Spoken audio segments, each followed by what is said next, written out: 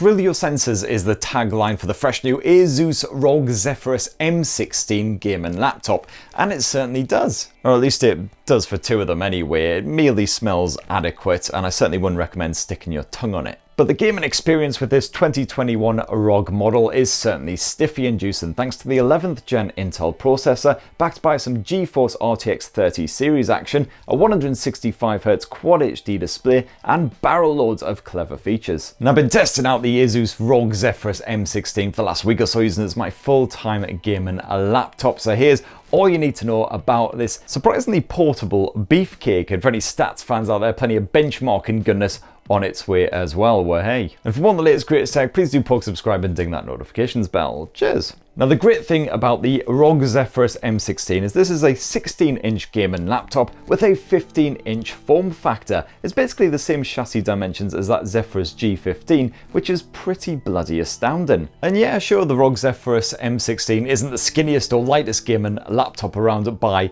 a long stretch, but considering all of the smarts packed inside, and it is actually a 16-inch gaming laptop as well, the 1.9 kilogram chassis is actually pretty bloody astounding. Even my puny boy biceps can handle lifting this thing for more than a minute or so.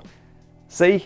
Not hurting at all. You've got a matte finish inside and out, and for the most part this is fingerprint resistant, although the palm rests do still get kind of greasy and gross whenever I use it. That lid boasts the same slashy prism effect as the Zephyrus G15, which is very cool when the light catches it in just the right way. And you've also got a tasty bit of 180-degree hinge action as well, so if bending your laptop screen all the way back is your thing, then hooray. Or maybe you prefer a hot bit of connectivity. Well, brace yourself then, because the Asus ROG Zephyrus M16 boasts a pair of USB 3.2 Type-C ports, one supporting DisplayPort 1.4 and the other a Thunderbolt 4 effort, which of course also supports DisplayPort. So factor in the HDMI port as well, and yeah, that's quite a bit of external monitor action. Plus you've also got a couple of full-sized USB 3.2 ports, Ethernet, and even a micro SD slot. And I'm also a fan of Asus's soft touch chiclet keyboard here on the Zephyrus M16. It is super quiet, even when you're slamming your pinkies down on this thing in a deliberate attempt to sound like you're being really busy.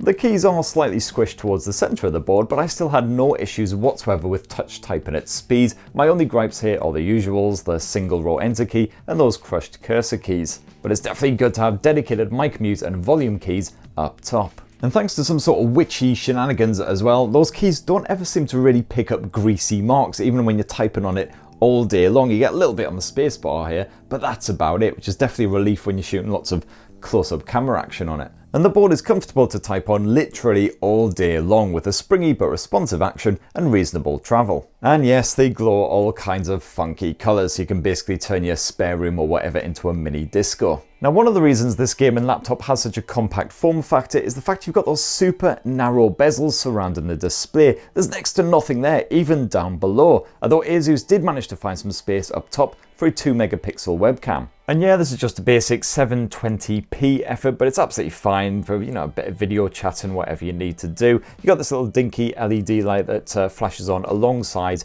that tiny little webcam lens whenever it's actually in use, you know, when you are being watched. Otherwise, quite a dinky LED, so it could be easy to miss. Sadly, there's no slider that you can stick over there for a bit of privacy. And the ROG Zephyrus M16 does have a built-in 3D mic array as well, if for some reason you don't want to slap on a headset when you're chatting to your mates online or whatever. It does have AI noise cancelling, so it can cut down on some of the background chatter, but to be honest, the audio quality still isn't as strong as just slapping on your basic everyday headset, so I'd recommend doing that. So now let's shift our gears to one of the highlights of the Asus ROG Zephyrus M16 gaming laptop, that 16-inch IPS display, which sports a 16:10 aspect ratio and a supremely crisp Quad HD resolution. That's 2560 by 1600 pixels. It is HDR ready with full Dolby Vision support, so good news when you're kicking back with a movie or whatever as well. And frankly, your visuals will look absolutely stunning no matter what you're up to, gaming, watching a bit of Netflix, whatever you fancy. Now, you can grab this Zephyrus laptop with a 144Hz refresh rate, but mine maxed out at 165, which is certainly absolutely fine for my wrecked old peepers, that's for damn sure. Everything was silky smooth when I was gaming, doing everything else, saw no tearing or the graphical glitches. The colour reproduction is absolutely stunning, nice and accurate, so good news if you are a creator who wants to do some photo or video editing. You've got 100% of the sRGB gamut covered off and 88% of that Adobe RGB, so very good results indeed. And it's actually been surprisingly sunny here in Blighty this week, and let me tell you, you've got no problem working outdoors with the ROG Zephyrus M16. It tops off at 460 nits when you bump that screen brightness to maximum, and you've got an anti-glare coating on that screen as well, which helps to counter any reflections. Asus has also found room for half a dozen speakers on this bloody thing. You got a couple up above the keyboard and the rest are tucked away underneath the laptop, and those are powered by twin tweeters and woofers. You got full Dolby Atmos support, and let me tell you, when you crank up that volume, you'll get some proper beefy audio out of it. I had no problem playing the likes of Doom Eternal and Forza without any headphones on because, yeah, the sound quality was proper good. And speaking of gaming, as you'd expect from the ROG Zephyrus M16, the performance can handle absolutely anything you chuck at it. You've got an 11th gen Intel CPU stuffed in here. My review model was a Core i9